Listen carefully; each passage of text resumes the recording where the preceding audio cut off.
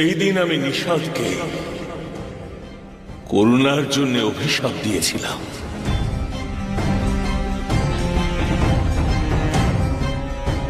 যেভাবে ওই নিষাদের জীবনে পরিবর্তন আনা প্রয়োজন,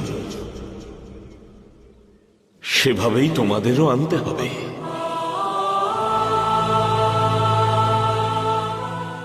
সততা, সদ্গুণ আর প্রতিশ্রুতি পালন করা, এই সব কিছুই আমাদের আপন করতে হবে।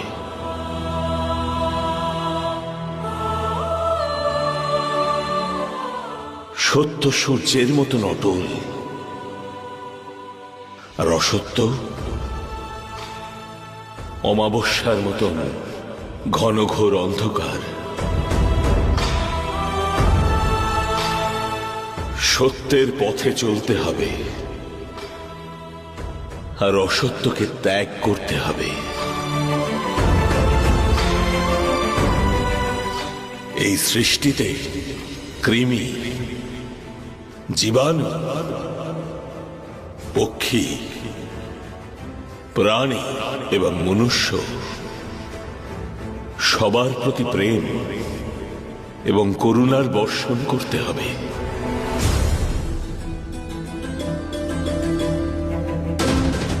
সবাইকে সমান মনে করতে হবে, কোনো ভেদাভেদ নয়, সবই এক সমান। জীবনের একটি নতুন পথ বাঁচতে হবে, একটি নতুন গন্তব্য, এক নতুন পথ খুঁজতে হবে। উত্তম জীবন পালন করবার জন্য সংসারকে আমার তরফ থেকে উপহার আমার এই আদি কাব্য রামায়ণ।